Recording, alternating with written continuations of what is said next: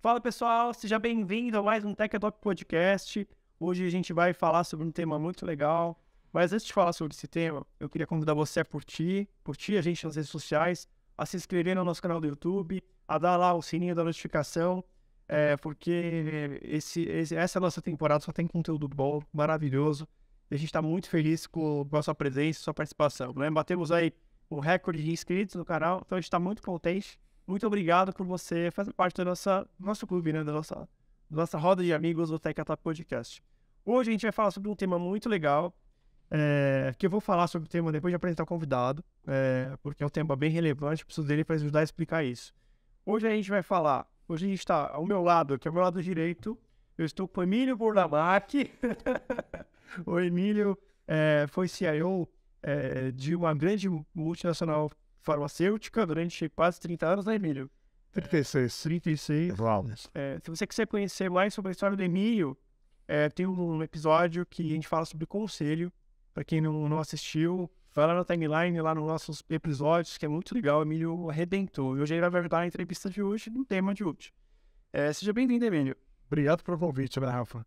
É sempre bom estar aqui compartilhando informações e hoje com dois amigos, Rafael de um lado, Marcelo Veras do outro. Então, obrigado mais uma vez. Maravilha, maravilha. Como você já fez o spoiler do convidado, então eu vou fazer a apresentação aqui. Marcelo Veras é o nosso convidado de hoje. E eu vou falar o tema por último, tá, galera? Se bem que vocês já estão vendo aquele episódio, o Marcelo, ele é fundador do ecossistema Inova. Ele é conselheiro da Anshan, conselheiro da Capitalismo Consciente e da Swisscam. É isso, Marcelo? Exato. Swisscam, Câmara de Comércio Brasil Suíça. Perfeito. Eu cometo vários gafes aqui, então preciso tudo aí. Ele é formado pela Universidade Federal de Uberlândia, fez, né, a sua especialização na Universidade Federal de Santa Maria, passou pela MIT, se especializando com conteúdos, Fundação Getúlio Vargas, ISPM, e eu acho que é isso, né? Agora, uma curiosidade, você, apesar de estar ligado com inovação e bastante tecnologia, você é formado em Engenharia Química. Engenharia Química, você acredita? Tudo bem? Obrigado pelo convite, prazer estar aqui com você, prazer estar aqui com o Emílio também. É isso aí, cara, eu fiz Engenharia Química e sou mais um dos inúmeros engenheiros que acaba o curso de Engenharia, nunca sentam numa... A gente chamava prancheta na época, né? Coisa bem old school. Mas que foi um dos engenheiros que foi para gestão. Eu fui logo no iníciozinho. Na verdade, no quarto ano de engenharia química, eu fazia pesquisa na área de alimentos, e aí me apaixonei pelo marketing e depois, enfim, virei a casa. Mas a engenharia foi maravilhosa, me deu grandes frutos, me ensinou muito. Marcelo, antes da gente estar no tema, eu queria que você falasse um pouquinho sobre você. Como é que foi, por que você decidiu fazer engenharia? Como é que foi a sua infância aí em Uberlândia? Conta pra gente um pouquinho, só pro público conhecer um pouquinho quem é o Marcelo. Cara, quando eu comecei a faculdade em 89, naquela época a chamada ciência da computação estava começando a tracionar, começando a se falar, era uma das profissões do futuro naquela época, né? Mas, em 1989 eu comecei minha faculdade, mas aí eu decidi para engenharia química, porque foi uma paixão ali quando eu vi aquele mundo, né? Engenharia química, alimento, petróleo, mineração, enfim, uma série de coisas. Fui para lá, foi um período muito bacana, comecei a trabalhar muito cedo, eu trabalho desde os 16 anos. Mas assim, uma síntese, são 36, quase 37 anos de estrada. Eu tive a felicidade de poder conviver em diversos ambientes diferentes. Eu comecei minha carreira em corporações, então passei por 3 empresas. Aliás, vim para São Paulo no finalzinho da década de 90, um pouco antes da virada do milênio, para participar de startups de telecom na época. Claro, TIM, enfim. Fiquei 11 anos. BCP no interior e a TES no litoral. A empresa sueca, eu comecei ali, depois vim para TIM em São Paulo. E nessa época eu voltei a dar aula, aí voltei para a sala de aula na SPM aqui em São Paulo. Depois eu fiquei 11 anos numa empresa familiar. Foi uma outra experiência incrível, dividindo sala com o dono, assim, aquela coisa da dinâmica de um negócio, era uma startup, mas uma empresa familiar. E sou do time que empreendeu depois de... Jovem há mais tempo, né? Porque velho, não podemos falar velho. Mas eu sou jovem há mais tempo. Então, depois dos 40, resolvi empreender e meu sócio, Luiz Rasquilha, a gente montou o ecossistema Inova. Então... O que é o ecossistema Inova, para quem não conhece? Para quem não conhece, Vamos lá, essa história começa quase 5 décadas atrás, quando uma senhora americana chamada Faith Popcorn, era publicitária, ela fecha a sua agência de propaganda e ela começa um estudo super inovador para a época, disruptivo para a época, onde ela dizia o seguinte: eu tenho uma tese de que 5 a 10% do que está por vir no futuro pode nos pegar de surpresa. 90%, 95% dá para ser enxergado com bastante antecedência. E o experimento dela, hoje amplamente conhecida, ela criou a chamada pesquisa de tendência. É uma técnica, uma metodologia, onde você, a partir de observações de comportamento e outros ingredientes, você consegue enxergar com bastante clareza o que está por vir. 5, 10, às vezes até 15, 20 anos à frente. Isso foi final da década de 70 e início dos anos 80. Aí essa senhora vai... Isso agora, né? Com inteligência artificial e tudo mais. Não, mas você sabe que interessante, para a época, assim, eu até brinco, se essa mulher tivesse feito isso na Idade Média, você sabe o que tinha acontecido com ela, né? Queimada viva em praça pública por bruxaria. Mas ela fez seu experimento, espalhou observadores pelo planeta inteiro e ela publica, no iníciozinho dos anos 80, ela publica um relatório com 16 afirmações convictas do que ia acontecer no ano 2000, quase 20 anos à frente. Então aí realmente aquilo foi chocante, foi muito louco para a época, tomou pancada de tudo quanto é lado, porque a academia até hoje segue se esquivando da pesquisa de tendência. Eu sempre brinco, pegue aí os 100 melhores cursos de administração que você considerar, vá na grade curricular e procure. Até hoje muitas escolas não têm na sua grade curricular a disciplina Futuro e Tendência. Pois bem, ela fez essas predições, o ano 2000 chegou, tanto ela estava viva como está até hoje, tem 70 e poucos anos, como das suas 16 predições, das suas 16 afirmações convictas, 14 acontecem na quinta casa decimal. E aí, cara... Nós tradamos, né, da previsão... Exatamente, mas com técnica, com essa área de conhecimento. A piada, mas impressionante. Para muita gente era assim, a mulher tem uma bola de cristal, é parente da mãe de Ná, né, da falecida mãe de Ná, quem é essa louca? Mas o fato é o seguinte, no ano 2000, quando o mundo se rendeu e falou, pera um pouquinho, acertar 14, 16 não é uma brincadeira. E aí começou no mundo um movimento gigantesco global de empresas fazendo o mesmo.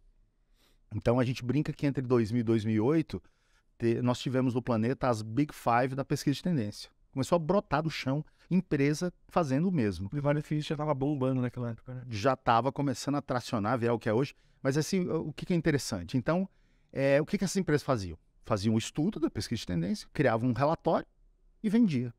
Então, tem um amigo nosso, o professor Carrot, que está... Com a mesma lógica, ela publicou a sua pesquisa, como é que era a técnica de observação, enfim, como é que se mapeava as tendências, como é que se faziam as predições, predição com D de dado, não previsão.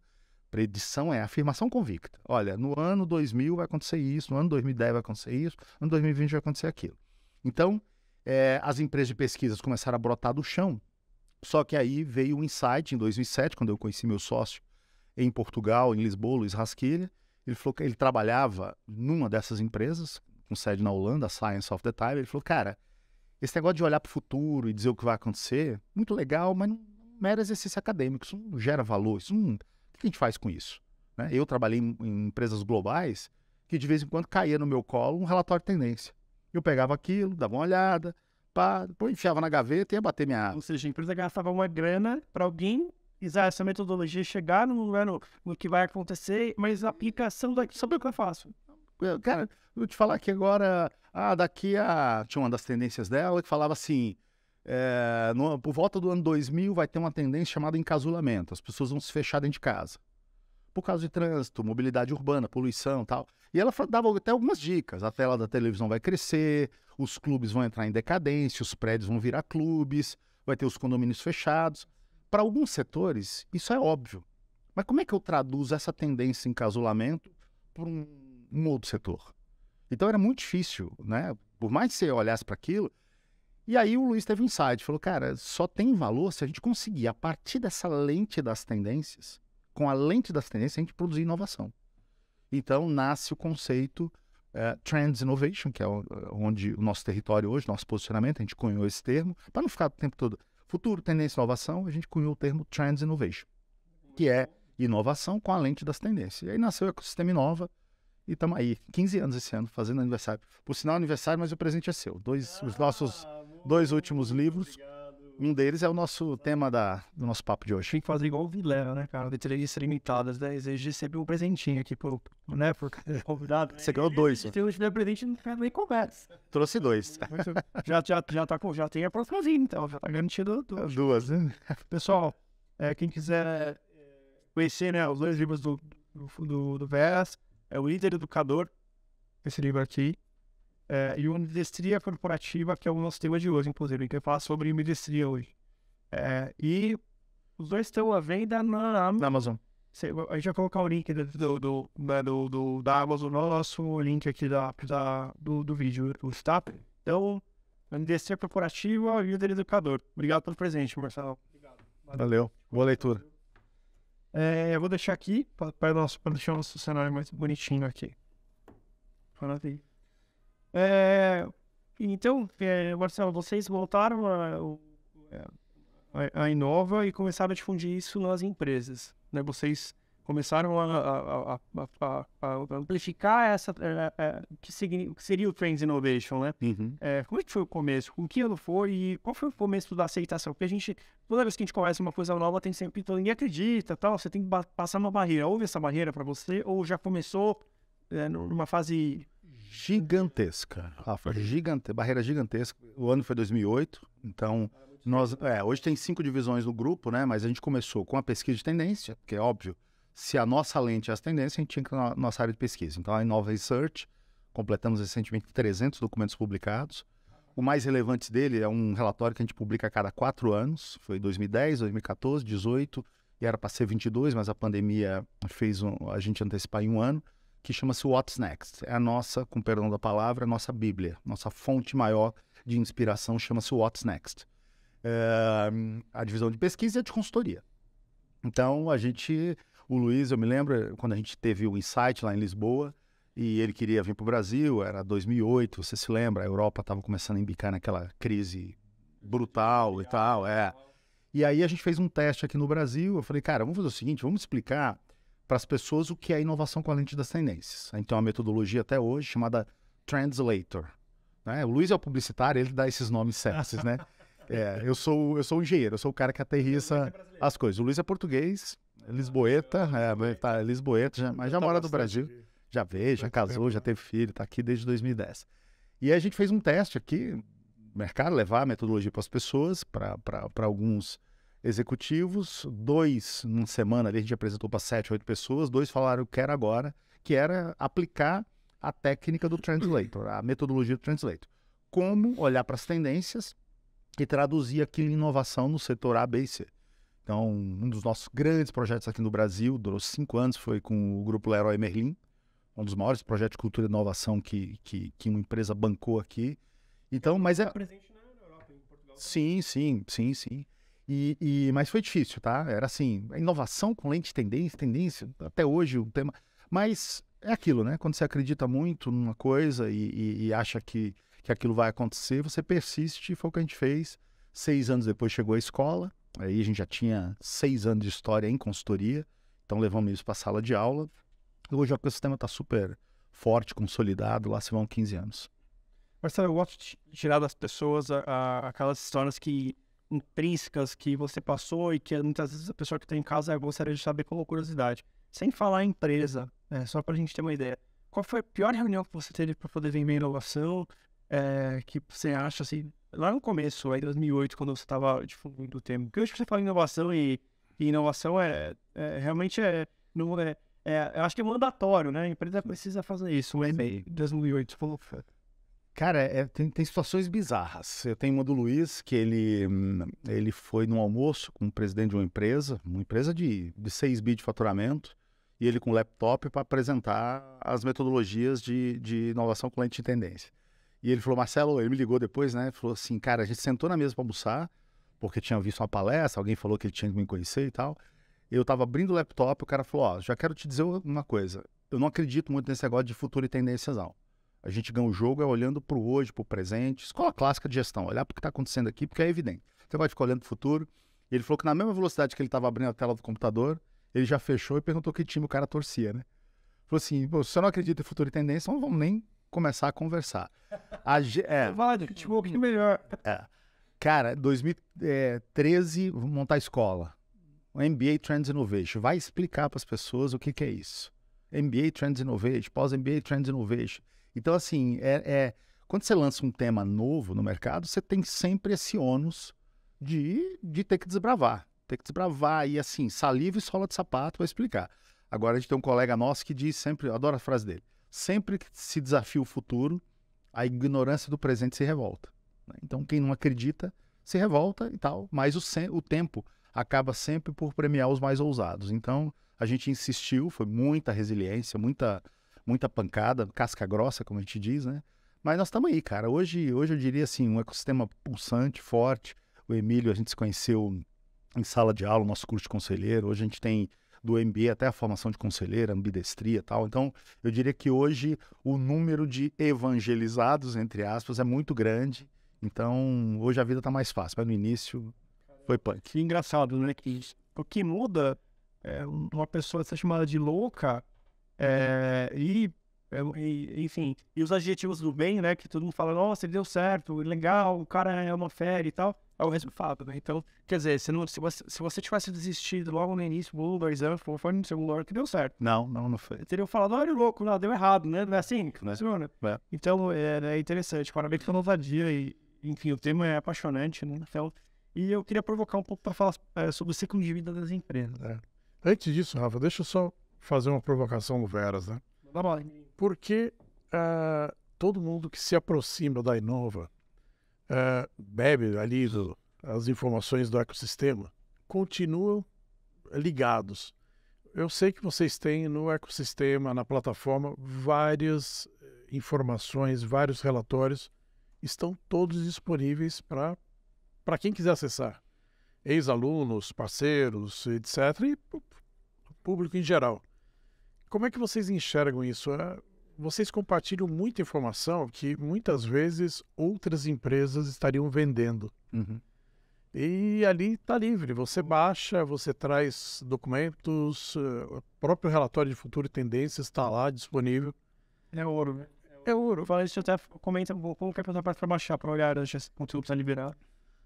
Como é que vocês enxergam isso? É uma colaboração muito grande, é um ecossistema muito aberto, né? Milha, é sempre difícil explicar, né? Porque eu e o Luiz, a gente, desde 2008, quando a gente resolveu começar, nós tomamos uma decisão. Nós queremos... hoje tem nome e sobrenome, chama-se, sei lá, de propósito, o que quer que seja, mas desde 2008 a gente falou, cara, nós vamos trabalhar com inovação, nós vamos criar uma cultura nova, porque o Trends Innovation vai ser uma marca sempre nossa. O primeiro livro que coloca Futuro, Tendência e Inovação juntos é de 2010, é um livro do Luiz. E a gente tomou uma decisão de ter tudo aberto, de ser uma casa de portas abertas. Isso parece filosofia, mas no final do dia é uma crença nossa. A gente queria realmente ajudar, fazer a coisa acontecer. Óbvio, tem negócio, tem business, mas como a gente questionou a pesquisa de tendência como um business, porque ela não gerava valor, seria um contrassenso a gente produzir conteúdo em tendência e querer vender. Então, todos os nossos conteúdos de tendência são gratuitos. Então, a gente começou compartilhando. Eu me lembro a nossa metodologia de planejamento estratégico, quando a gente publicou o livro, contando, assim, passo a passo, tipo uma receita de pão de queijo. Ó, passo 1, passo 2, são 10. As pessoas ficavam chocadas. Falaram, cara, mas isso é um produto? Eu falei, é um produto. Vocês vendem? Vendem. Como você bota um negócio desse num livro, explicando o passo a passo de como fazer? Não, cara, quem quiser a nossa ajuda, vai chamar a nossa ajuda. Quem quiser fazer sozinho, está aqui. Eu me lembro que virou notícia global quando a Tesla compartilhou suas patentes, né? Abriu suas patentes. A gente faz isso desde 2008. Então, a gente sempre uma casa de porta. A gente sempre acredita na divisão de prosperidade, de fazer os outros... E quanto mais a gente, Emílio, quanto mais a gente compartilha, quanto mais a gente está com as portas abertas, mais a gente cresce. É um negócio incrível. Então, é um traço da nossa cultura. É um traço... Uma coisa interessante, o Roman teve aqui, o Roman Fini foi vice-presidente da Salesforce, e ele é um atleta montanhista. e ele sempre fala que o conhecimento ele inspira e que a gente tem que compartilhar ele enquanto ele não inspira. Que é muita ousadia nossa querer guardar pra gente alguma coisa que vai inspirar, né? Tem que aproveitar enquanto aquele conhecimento vai. Então ele fala assim, a gente aprende, desaprende e reaprende. Ele é o grande, é o nosso grande ciclo da nossa vida, é isso, aprende, desaprende e reaprende. Isso dói, gera dor. Muita gente não quer sair da zona de conforto, isso gera dor. E aí o Emílio, explica um pouco pra gente o que é o lifelong learning que você sempre coloca. Bom, depois que nós fizemos a certificação de conselheiro junto da Inova, que foi fantástico, né? Nós criamos uma associação de conselheiros e lá dentro um dos propósitos é justamente você aprender. E nós trazemos 2, 3 palestras por mês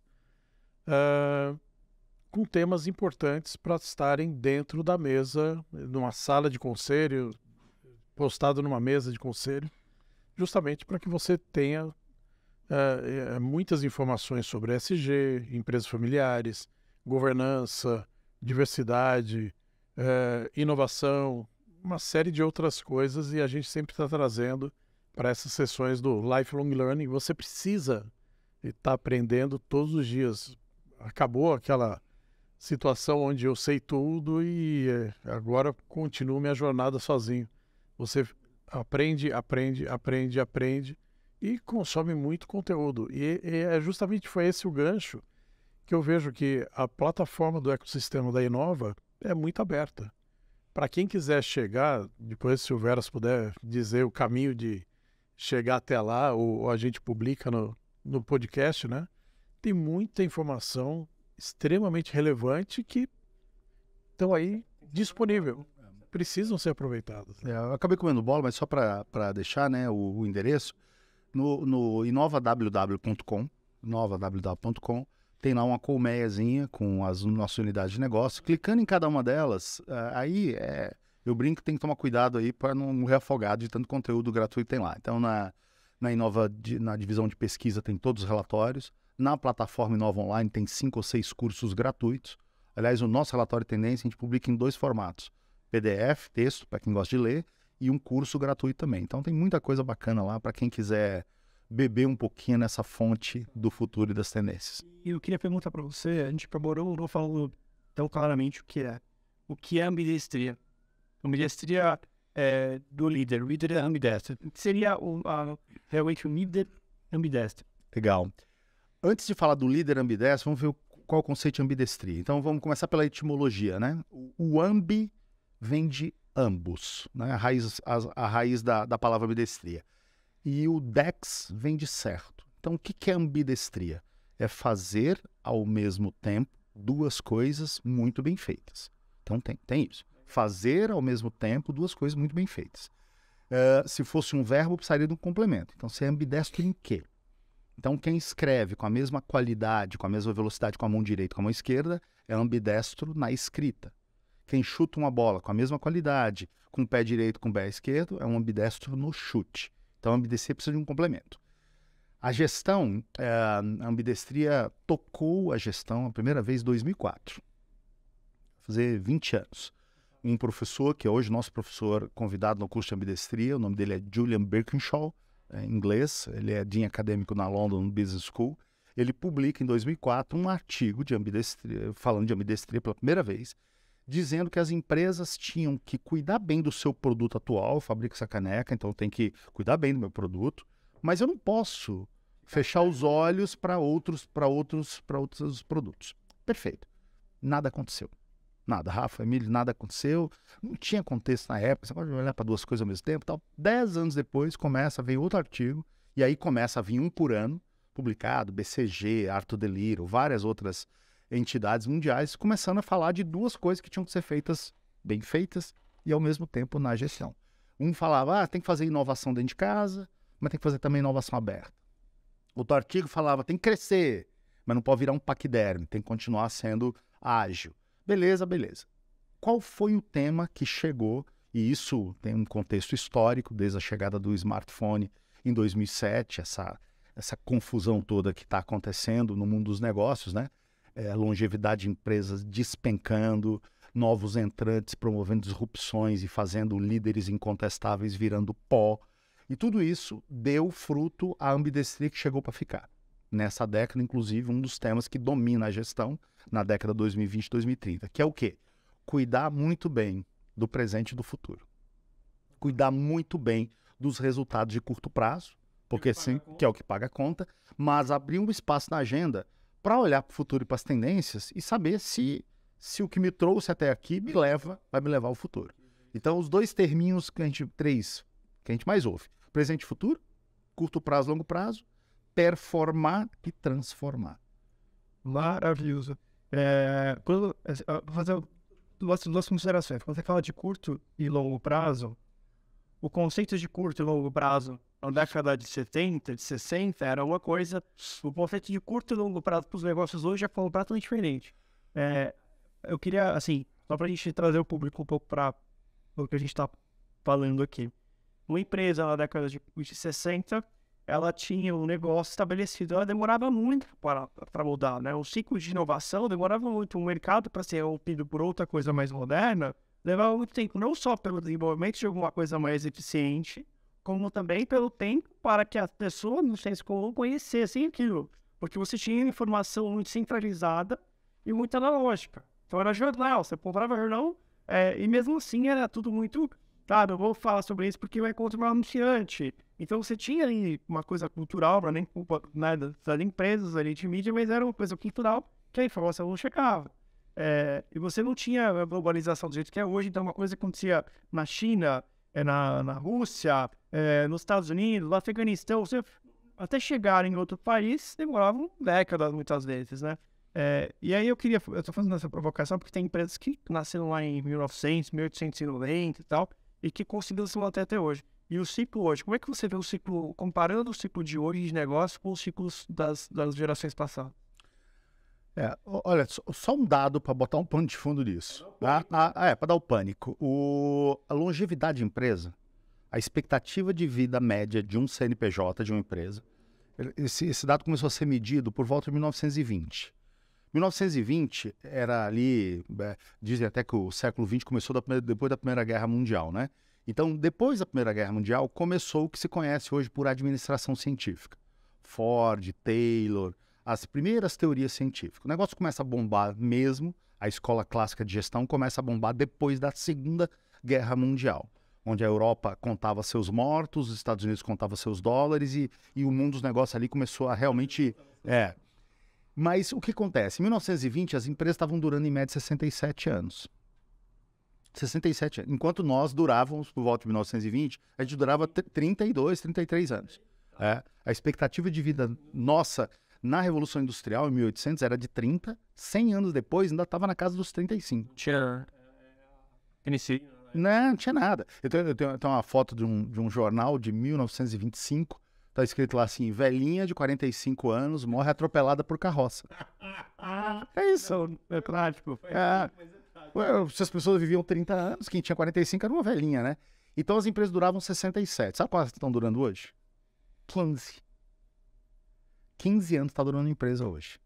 E você fala assim, mas isso é menos que um pet, né? Tem raça de cachorro que dura 18, 20 anos e tal. Assim, as empresas estão durando menos do que um pet hoje. Que fenômeno é esse? Esse é um fenômeno que acontece principalmente na segunda metade da década de 2000 a 2010, com a chegada principalmente do smartphone, que deu esse empoderamento gigantesco. Custos de transação despencaram. Então, para você montar uma empresa de base tecnológica hoje, você consegue fazer isso da sua casa. E é isso. Então, tá todo mundo empoderado, todo mundo peitando todo mundo. Então, quando você vê um outsider, assim, uma empresa que não atuava no setor, entrar num setor onde tem gigantes e ela ocupar um espaço relevante, você olha e você fala, cara, eu posso também, né? A gente conversava aqui um pouco antes da gravação do efeito Roger Bannister, né? Quando eu vejo alguém que eu olho e falo assim, essa pessoa é igual a mim, e ela fez alguma coisa, eu falo também posso fazer. Então, esse movimento... Só pra gente... O que foi... Por que é conhecido... O efeito Roger Bannister Cara, é o seguinte, então vamos só contextualizar. 29 de junho de 2007, o falecido Steve Jobs sobe no palco e apresenta o primeiro iPhone.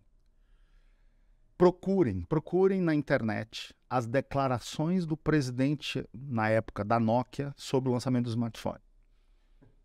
É realmente assim, você fala, cara, ninguém acreditava naquilo. Ninguém acreditava que aquilo... Só o iPhone está vendendo 195 bi de dólares por ano. Só este produto. Aí você fala, isso é muito ou é pouco?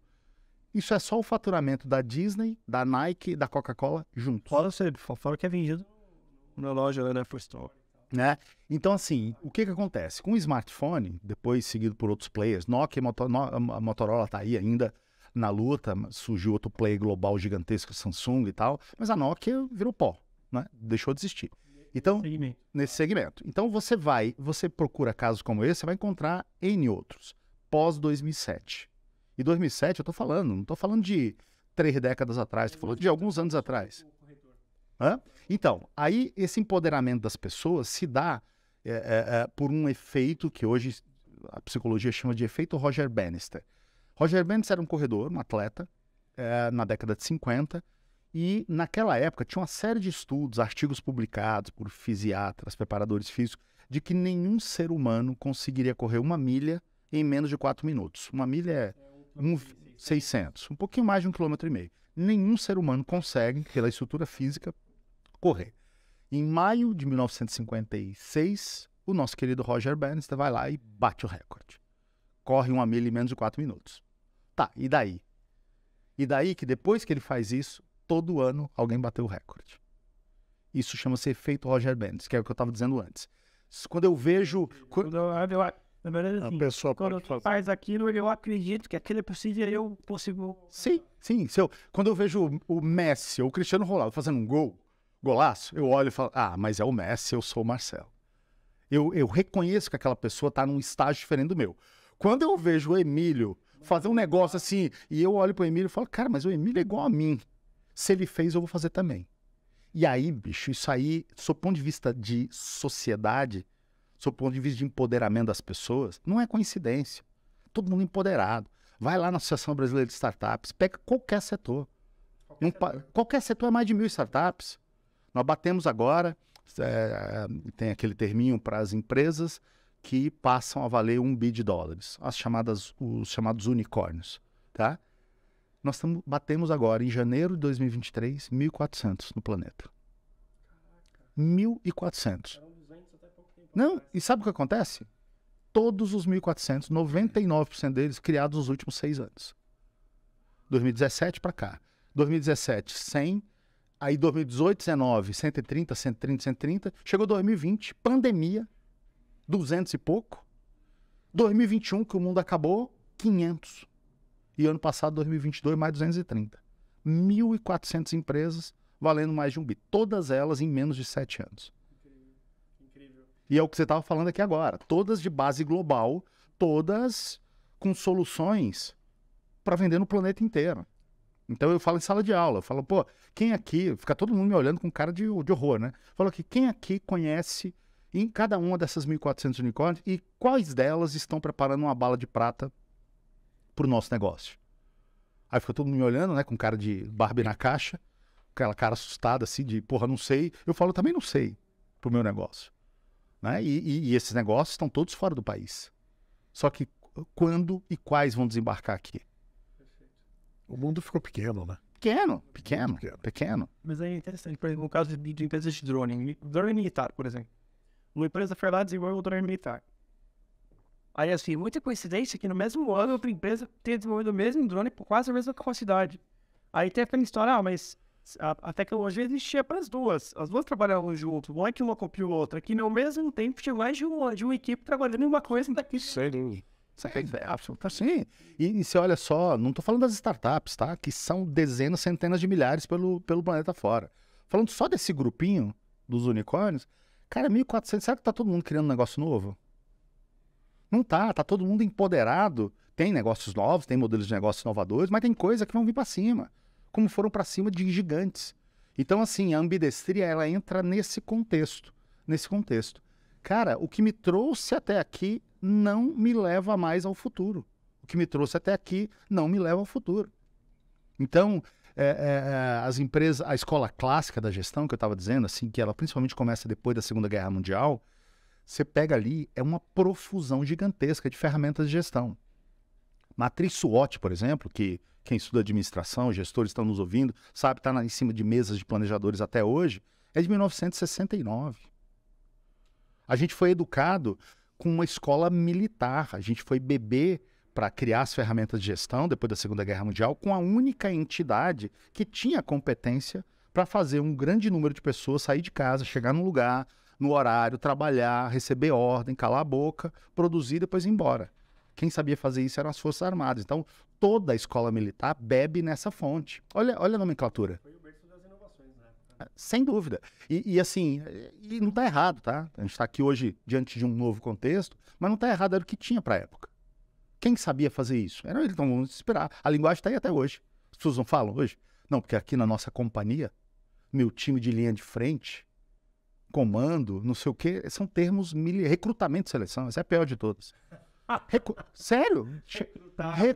Você recruta uma pessoa para ir para a guerra. A gente usa isso na empresa. Então a linguagem é militar, o drive é militar, os objetivos são militares. Então, assim, o cara da gestão nas décadas de 80 e 90, Jack Welch, foi CEO da GE, o cara morreu no início da pandemia em 2020. Esse cara tinha 2 lemas. E eu não vou citar nome de empresa aqui, mas todo mundo aqui vai se lembrar de 1 ou 2 aí no mercado até hoje que seguem esse lema. O Jack Welch da porta para fora, qual era a frase dele? Compre ou enterre seu concorrente. Você quer coisa mais militar do que isso? Está nos seus livros. Seguidores, milhares de seguidores. Seria você invadir, né? Tomar conta daquele território. Gengis Khan. Chego lá. Ou você se rende, te dou 3 dias. Se você não se render, tem a brincadeira, tenda branca. Se você se render, eu deixo todo mundo vivo. Depois eu mudava a cor da tenda para vermelho. Se você se render, deixa vivo e você faz parte do exército. Quando eu botar a tenda preta aqui, ou tenda vermelha, tinha uma cor lá. Aí, meu amigo, eu vou invadir, vou te matar. Então era essa a lógica.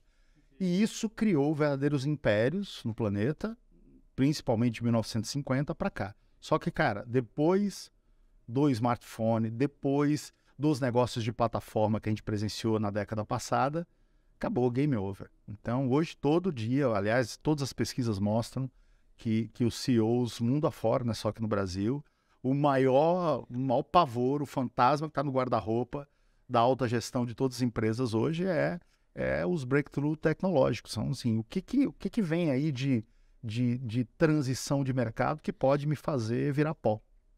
E não é mais uma década, 2, eu te fiz confesso. Porque assim, é fácil você, assim, você vai trabalhar, você vai no seu negócio, seu emprego, pro seu trabalho, e o que o dia a dia te come, né, com as atividades. Se você não tiver estratégia nenhuma, o dia a dia é rotina, o dia a dia é operação, é fazer a coisa acontecer. É todo mundo te acionando para continuar a rodinha girando. Quem é que realmente provoca? Fala, para, ou é futuro? E é diferente, é esquisito, por isso que as empresas no passado já era mais comum, né?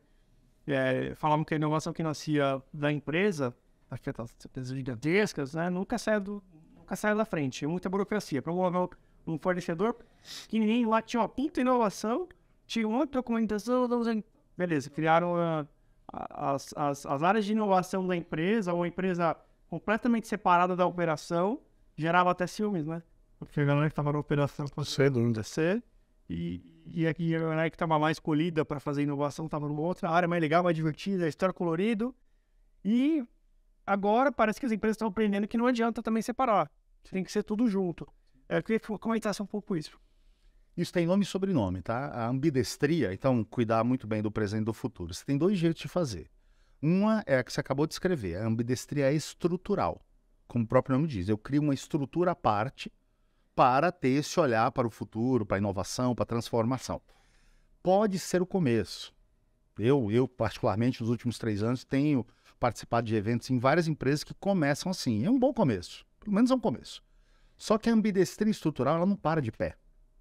Até por questão de conflito. Você acabou de matar a charada. Pô, estamos nós aqui entregando a pizza todo dia, tem uma galera do outro lado da rua ali. só indo em feira, pesquisando o futuro e tal. Daqui a pouco começa a sair faísca. Perfeito. O que é o bacana? O que é o estado da arte da ambidestria? É quando você consegue levar a ambidestria estrutural para a ambidestria contextual. Cada um, com a sua visão de mundo, com o seu nível de responsabilidade, com o seu cargo, com a sua posição, cada um dá a sua contribuição. Eu tenho um caso de uma empresa de saúde animal, onde tem um time de venda de 120 pessoas que vai visitar a fazenda. Que o cara fecha ali na porteira da fazenda um pedido de ração de porco, para citar um exemplo. O CEO dessa empresa, que fez um programa de ambidestria com a gente, um cara brilhante, colocou um protocolo nessas visitas. E olha a coisa simples de fazer. O cara tá lá na porteira da fazenda fazendo com o seu João, tirando um pedido de ração de porco. Quando acaba a conversa, ele tem uma tecnologia ali para registrar, mas podia ser no caderno. Pergunta lá pro seu João. Seu João, como é que o senhor tá vendo aí o mercado o futuro do mercado, da carne de porco, do não sei o quê, não sei o quê. Uma coisa simples. E ele pega essa informação e traz para cá. Essa informação sozinha ela pode servir para nada. Mas imagine 120 pessoas fazendo isso. É um negócio que um filósofo vivo tunisiano chamado Pierre Levy chamou de inteligência coletiva. Ninguém sabe tudo. Todos sabem um pouco. Então vamos botar todo mundo para pensar um negócio. Acabei de contar o projeto. Ninguém sabe tudo. Então a ambidestria estrutural, ela pode ser um começo, mas o legal é quando você traz isso para dentro. E aí, a nossa experiência, por exemplo, o projeto Leroy Merlin, que foi um projeto de 5 anos, sabe? A gente conseguiu fazer uma ativação ali da inteligência coletiva que saíram projetos maravilhosos, de lugares impensáveis. Tem feito experimentação das lojas também. Tudo. Só para citar um exemplo. A experimentação das lojas... Não, e exemplos assim, você fala, cara, tem um caso, ele é simples, tá? Podemos até...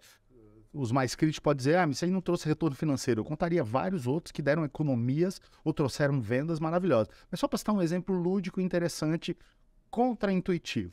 O que você espera de uma caixa de uma loja de um home center?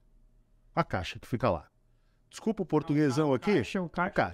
O caixa de pagamento. Fica lá no caixa. Você espera que essa pessoa chegue todo dia para trabalhar, que não atrase, que faça o trabalho correto, que dê o troco certo. Você não espera mais do que isso, certo? Dentro do projeto Leroy Merlin, em um determinado momento, quando essa inteligência coletiva... Tem jeito de fazer isso. Essa inteligência coletiva não é só chegar ali, agora a gente vamos dar ideia. Tem processo, tem framework, tem como fazer passo a passo. Uma moça um dia no caixa lá, no meio da confusão, entregando a pizza dela de cada dia. Não estava inventando moda nenhuma. Mas ativou, ela olhou para o lado, viu uma senhora com um pet na mão, aqueles carrinhos de 1 tonelada gigantes, que são do home center, aquele negócio... E o carrinho e o pet, o produto, e faltava a mão, não sei o quê. Lançou uma ideia lá da gente ter um carrinho pet. Então você vai na loja Leroy Merlin, hoje tem um carrinho onde você põe seu pet e você fica com as 2 mãos livres para você fazer coisa. Então, é incrível. A gente parte do pressuposto, olha a escola militar. Eu espero de um exército, eu sou comandante, eu quero que você cale a boca, respeite as regras, a hierarquia e faça o que eu te mandar. Eu não quero sua opinião. Na escola militar, na hierarquia militar, eu não quero sua opinião, você não está aqui para dar opinião. E a escola clássica de gestão bebeu nessa fonte. E esse traço cultural, esse drive veio até hoje. Então a gente tem... eu sempre gosto de dizer assim, o nosso querido Emílio Carazai, conselheiro experiente que nos brinda lá no curso de conselheiro, ele fala assim, cara, muito cuidado com as suas premissas. Porque nós somos escravos das nossas premissas. Então, só que chega um momento que você, para fazer diferente, você tem que questionar as premissas. Então, a escola clássica de gestão parte do pressuposto que as pessoas não querem colaborar. Que elas não querem, que elas querem trabalhar, receber o pagamento delas e ir embora para casa. Isso é um equívoco histórico, isso é uma grande falácia. Então, quando você empodera as pessoas... Então, olha a tempestade perfeita se formando. O empoderamento das pessoas que o smartphone trouxe, todos esses casos surgindo, ambidestria e tal, tudo isso criou um momento onde quem está sabendo ativar a inteligência coletiva está saindo na frente. Eu estou numa agenda esse ano de visitar empresas longevas. Cara, passou de 40, 50 anos hoje, é digno de respeito, porque se estão durando 15, em média, empresa de 40, 50, 60 anos, é digno de respeito. Eu tenho ido para lá visitar, conhecer casas... De uma geração. Só 3, né? As familiares nem tocamos nesse território, Emílio sabe. Mas só um comentário sobre isso, só para não perder esse ponto. Aí você já volta no seu raciocínio. Olha que interessante que você falou. Quer dizer, o cara que está entrincheirado lá no dia a dia, que conhece a dor, conhece os problemas, não é ouvido pelo general, pelo líder, né? Como você falou, isso talvez seja o motivo da derrota do dia a dia, porque não perdeu a guerra, vai perder derrotou, foi derrotado aqui, as batalhas estão sendo perdidas. E uma hora o negócio não está em pé. Nós temos além do livro, né? Nós temos um programa de ambidestria onde a gente coloca 3 atores de uma empresa em sala de aula. O Emílio sabe, fez esse também. A gente coloca ali alta gestão, os executivos, C-level, diretoria, presidência e tal. A gente coloca ali os conselheiros e a gente coloca ali representantes da propriedade. Em uma das aulas, a gente faz um debate amplo de por que é tão difícil cuidar do presente e do futuro ao mesmo tempo. A gente distribui o pessoal em salas e tal, e a gente traz uma empresa que faz aquelas representações gráficas, sketchnotes, né? E tal. Então o pessoal tá trabalhando e tal. Cara, nós temos já de 2 turmas, da turma 21 e da turma 22. Daqui a pouco vai ter da turma 23, começa em setembro. Você olha os sketchnotes depois, a representação gráfica, você vê o quadro. Que legal. Propriedade. Donos de empresa. Que fundadores. Paixão cega pelo filho. Pelas suas crias. Outra coisa que fez sentido lá atrás, mas hoje tem que ser questionada, a gente não deve mais se apaixonar pelo nosso produto, nem pelo nosso modelo de negócio. Aliás, a gente deveria se apaixonar por nada, porque na raiz latina da palavra paixão tem o termo cegueira. A paixão nos cega, a gente sabe disso. Então, os fundadores e representantes da propriedade, paixão pelo filho. Então, tu imagina, tu criou um negócio lá 30 anos atrás e deu resultado até hoje. Quem é você para chegar aqui e dizer que eu tenho que transformar? Muito difícil desapegar. E colocar essa humildade, né? Então a gente descobriu, em sala de aula, a gente descobriu os dois nós a serem desatados. Da propriedade, paixão pela sua cria e não estuda futuro e tendência. Que é uma disciplina que já comentamos aqui, a academia segue se esquivando. Não tem o hábito de olhar para o futuro. Propriedade. Vamos para o conselho. Não estudou futuro também. A maioria dos cursos de governança tem quase nada de futuro e tendência, das metodologias, tá? E uma visão muito de governança. Governança é importante? É importante. Mas não é só isso. Mas como vai ajudar a empresa a ir para o futuro? Aí para o futuro. Se o tema do conselho é longevidade, longevidade tem que olhar para frente, não é só para o presente, nem para o passado. Aí você chega na gestão, aí a festa está completa. Na gestão, também pouco estudo sobre futuro e tendência, porque, repito, as escolas seguem se esquivando do tema, só que na gestão tem um agravante. Você vai para a alta gestão, os programas de remuneração, como é que são? A remuneração da gestão é em cima de resultados de curto prazo. Então, cara, me desculpa, você vai me contratar... Tem que vender agora, eu vou short trimestre. Você me contrata para trabalhar na sua empresa e vai falar que eu vou ganhar bônus pelo resultado do ano? Desculpa aqui, entre aspas, eu tô me lixando porque vai acontecer daqui a 5 ou 10, talvez eu não esteja nem aqui. Não vou estar nem aqui. Então veja a dificuldade de se fazer ambidestria hoje. Mas assim... Gera conflito de interesse, esse tipo de... Não que a remuneração por resultado seja boa, né? Ela que faz a empresa ficar de pé. Mas gera um monte de conflito de interesse, né? Até na questão de balanços de empresa, não vou citar nome, mas... Teoricamente... Você olha diferente, né, pro número da empresa. Você quer entregar o número, mas será que o número é verdadeiro? Será que é real? Será que não é? Eu tô ganhando bônus, né? As montabilidades criativas da vida, né? Mas assim, eu acho que é um cenário desafiador, mas a ambidestria é isso, né? Você falou bem aí, ó. O presente, ele é importante. Sem presente não tem futuro. Isso a gente sempre soube. Sem presente não tem futuro. Então não dá para descuidar da pizza de cada dia. Só que o futuro se constrói no presente. Então é necessário abrir um espaço na agenda, sem comprometer o presente, para pensar em quais são as transformações do futuro. E a gente tem no ecossistema Inova a felicidade de receber pessoas, temos nosso programa de ambidestria, enfim, eu estou circulando em muitas empresas. Cara, cada dia que passa, eu vejo casos reais de empresas, às vezes sem nem saber, sem nem usar o termo ambidestria, mas fazendo ambidestria assim na veia. Rodei um programa com a Câmara Americana sobre liderança ambidestra e a gente recebeu ali 7 convidados. Cara, cada caso mais lindo que o outro. Você pega, por exemplo, meu xará, Marcelo Melchior, que é o presidente da Nestlé. O cara passou 2 horas com a gente nesse programa lá da Anshan e ele contando que ele tem 3 grupos na Nestlé com agendas específicas. Um que ele falou, a gente chama lá de os bombeiros. É um grupo multidisciplinar, bombeiro. Farol em 2 meses. Tem outro grupo lá chamado os Right Nights, farol 6 meses. E tem os Reimagine, farol 2 anos. Olha que coisa linda. Não, e olha que interessante, não vou fazer pincelar, porque a Nestlé, quando você fala de ambidestria ou de negócios longevos, a empresa que me vem na cabeça é a Nestlé. Sinceramente falando, porque é uma empresa que começa com um único produto, que era a farinha láctea, que até hoje é um dos produtos mais, é o líder de mercado, até hoje, né? Mas nem por isso não entrou em outro segmento. Sim. Tem suas plataformas, investe sempre nas plataformas mais rentáveis. De novo, um cuidado magnífico com o presente, mas é aquilo. É uma empresa que tem daí ser longeva, né? É porque fala, pô, tá bom, beleza, golaço. Eu sou o melhor, mas peraí. Mas muita calma. Mas o cara não pode. Que eles compraram também, né? Então eles souberam comprar e souberam criar produtos próprios. Então, Mas o ponto é que você não pode mais ficar só naqueles produtos, só naquele modelo de negócio. Você tem que ir para frente, olhar para frente.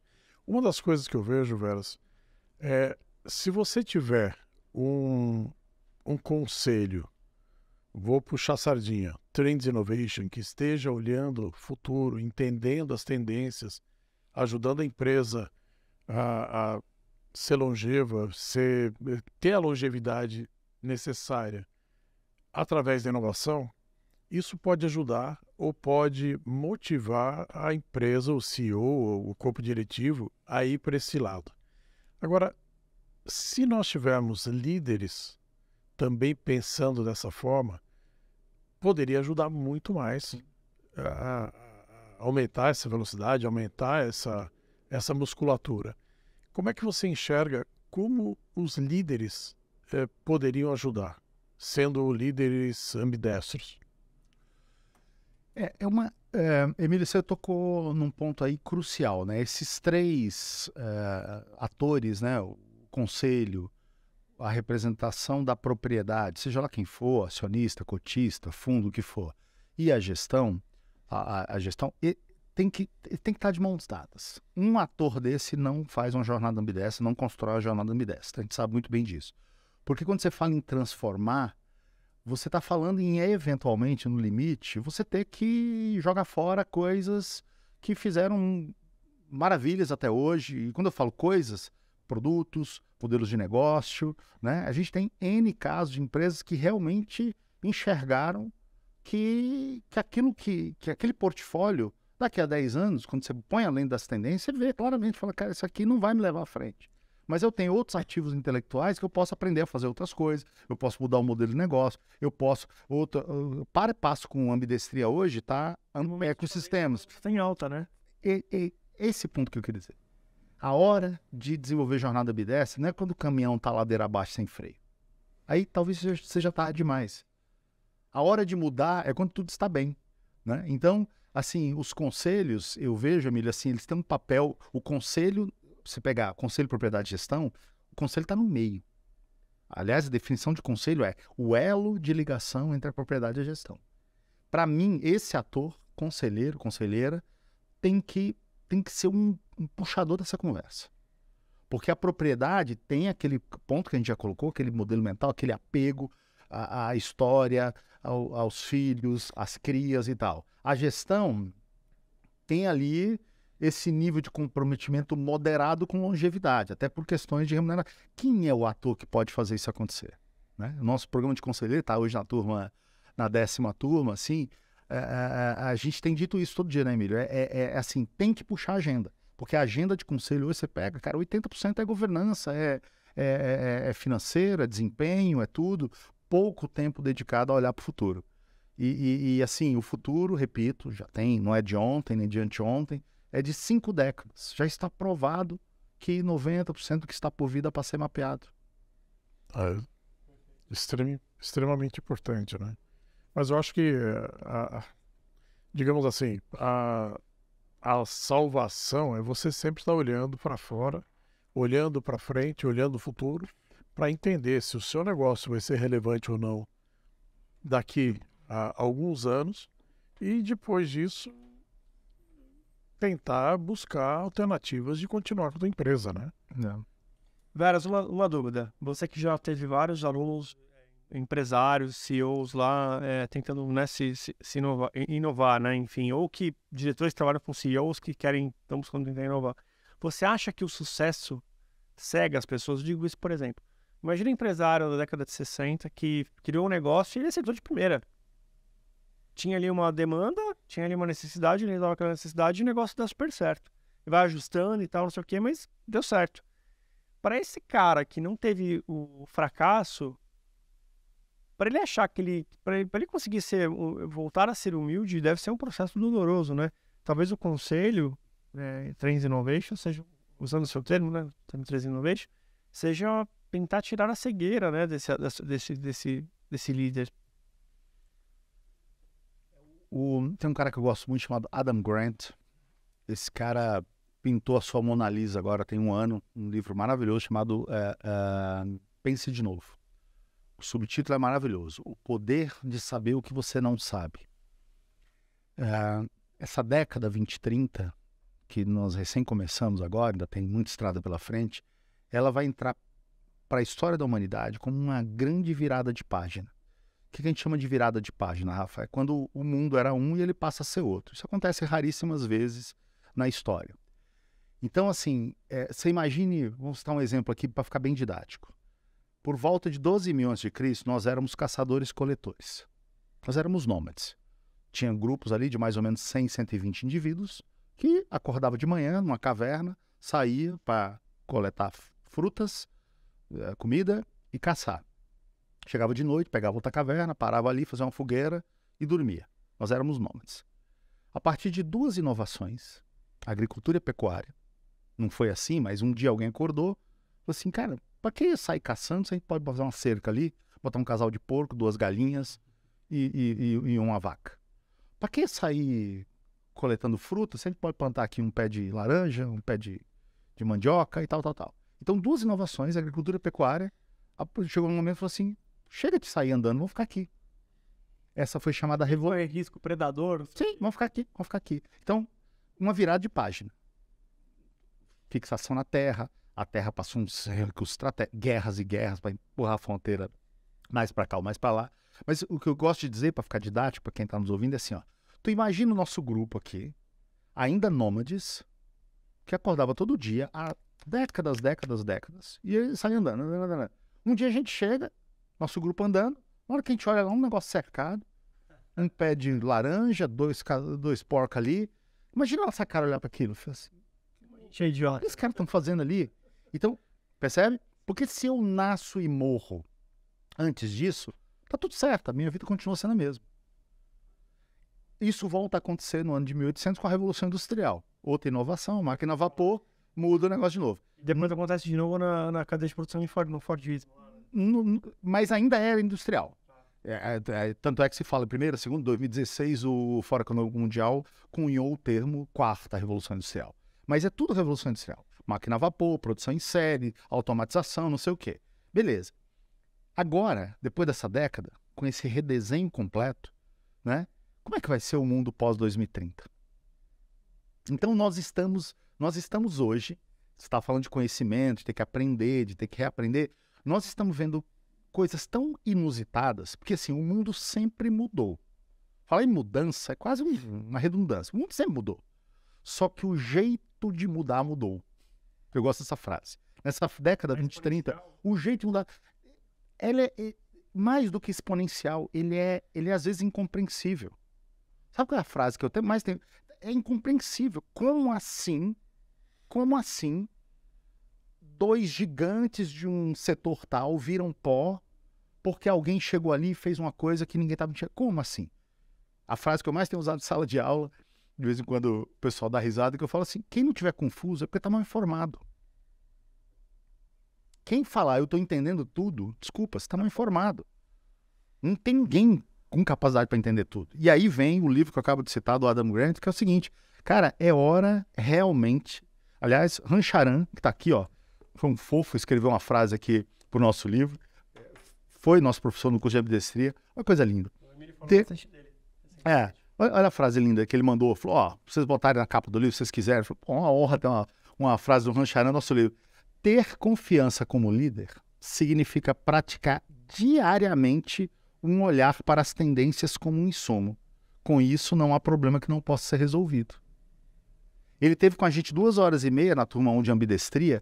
Eu nunca vi, Rafa e Emília, eu nunca vi, em 2h30, alguém falar tanta palavra unlearn. Unlearn em inglês, desaprender. Em viradas de página como essa e com outras que tiveram, cara, você tem que realmente quase fazer uma lobotomia, falar, pera um pouquinho, isso aqui, beleza, me trouxe até aqui. Agora, beleza, vamos aprender coisas novas.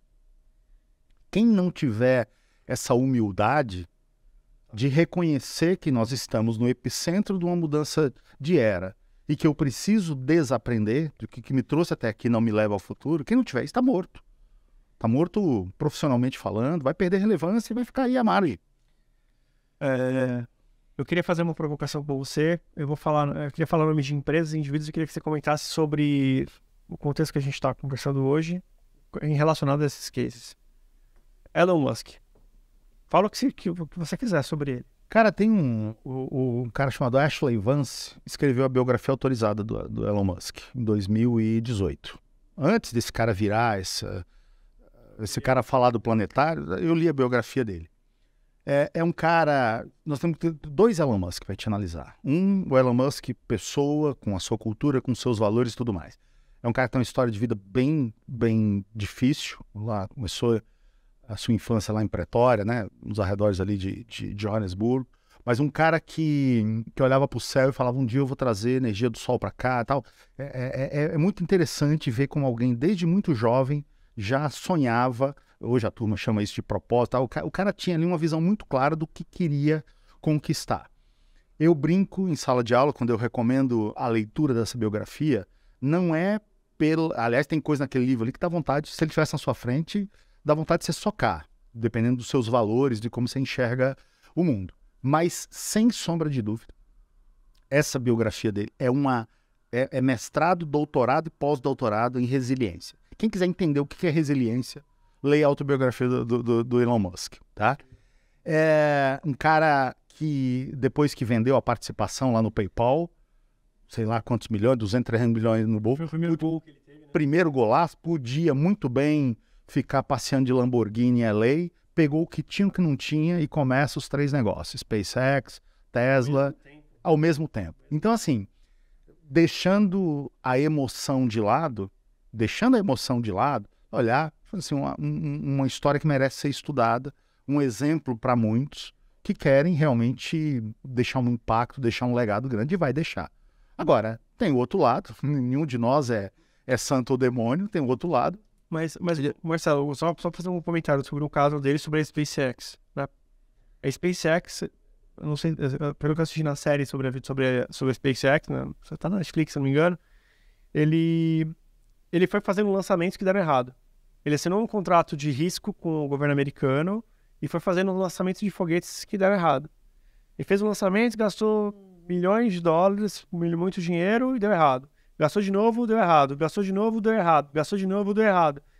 Quando chegou perto do Natal, ele só tinha dinheiro para fazer mais um único lançamento. Depois desse lançamento ele quebrava. Não existiria mais o Elon Musk. Então ele era quebrado, ele não tinha mais dinheiro. E ele conseguiu fazer o time dele trabalhar e tal, sem desmotivar, sem mostrar que estava com esse problema de dinheiro. E o último ele falou, gente, a gente não pode errar mais. E ele fez o lançamento, deu certo. E o dinheiro caiu no dia seguinte, porque o contrato dele era isso. Se ele acertasse, o governo americano ia pagar X pelo título. Era para ele chegar até um determinado nível da Terra, de distância da Terra, e ele passou pouco mais, não foi muito a mais, mas ele passou um nível que ele tinha se comprometido e ganhou esse dinheiro, esse investimento do governo americano. Aí eu queria te perguntar, olha o nível da cabeça do cara. O cara que vendeu a PayPal podia ficar tranquilo, não ter dor de cabeça nunca mais na vida, decide fazer, coloca tudo em prova, estica o elástico ao máximo e acerta por um triz. Beija o Vale da Morte. Beija, dá um beijinho no Vale da Morte e volta. Como é que você convence o CEO de uma empresa tradicional de 100 anos fazer isso? Muito difícil. Por isso que eu digo, é mestrado e doutorado em resiliência quem lê aquilo. Agora, tem os lados bizarros, né?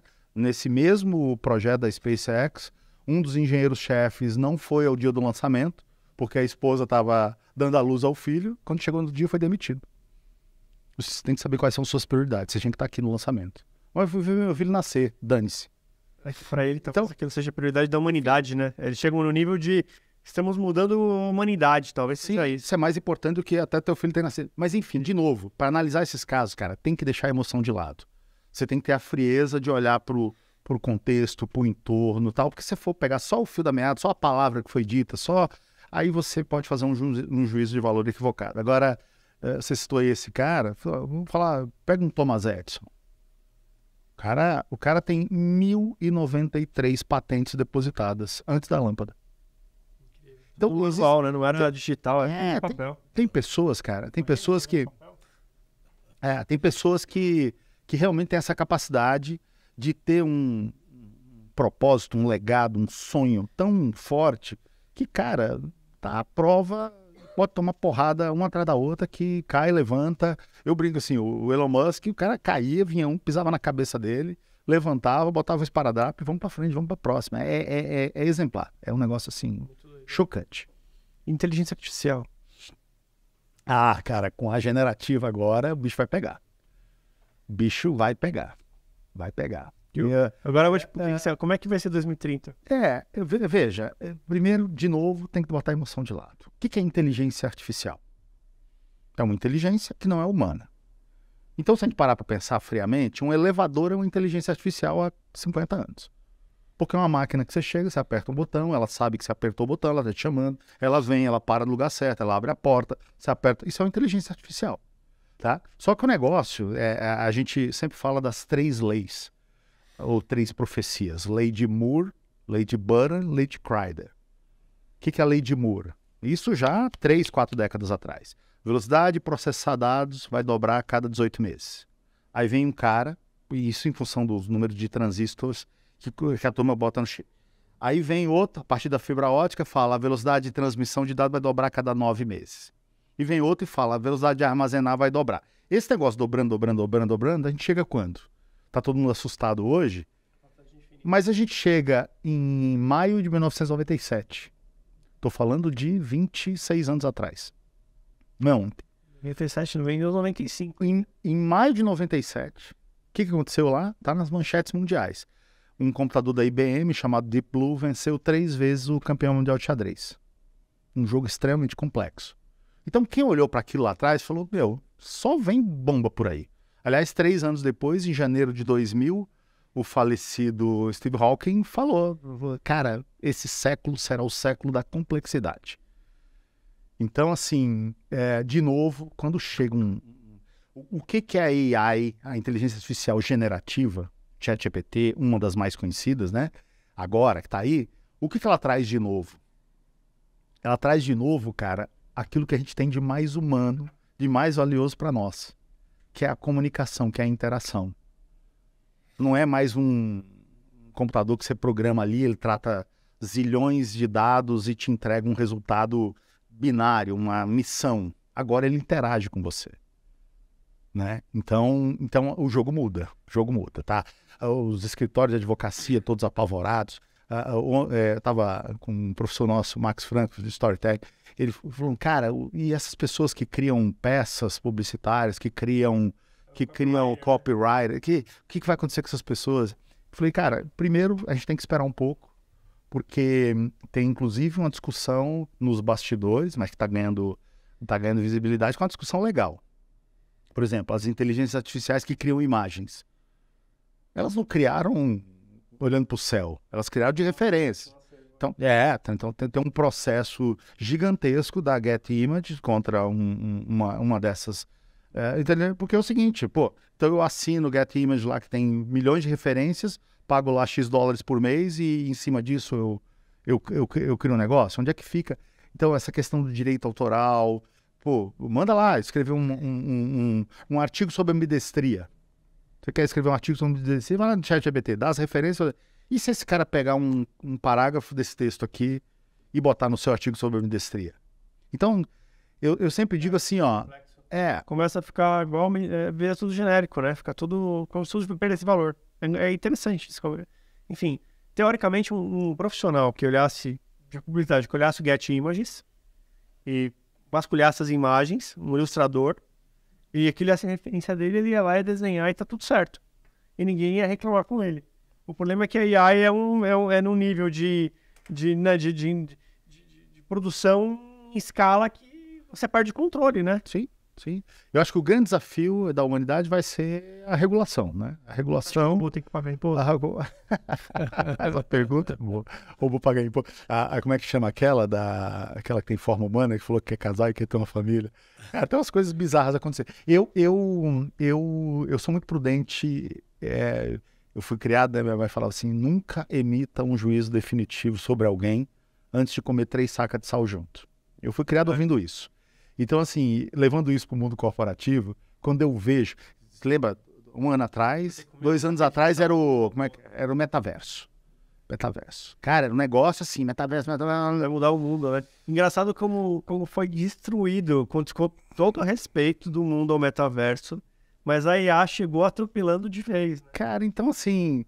De importância. Você sabe que saiu essa semana agora, saiu dia 2 de maio, um dia depois do feriado, o World Economic Forum publicou o relatório maravilhoso que eles fazem a cada 2, 3 anos, chamado Future of Jobs, Futuro do Trabalho. Esse é um relatório que eu acompanho muito de perto desde 2015. Saiu agora o Future of Jobs 2023, publicado essa semana, tá lá, é só procurar na internet que vai estar lá. Tem um capítulo ali sobre competências profissionais.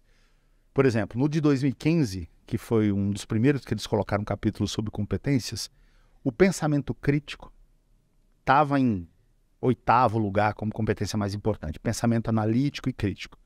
Só foi pá. No de 23 apareceu competência número 1. Por quê? Por uma razão muito simples, cara. Aceitar, né? Cara, a gente tá... eu não tô com o meu smartphone aqui. O que virou o smartphone? O smartphone, essa maravilha, maravilhosa, 80 aplicativos, tudo lindo, maravilhoso. Só que esse cara se transformou numa prótese cognitiva. Nós estamos sofrendo de uma epidemia planetária de preguiça cognitiva.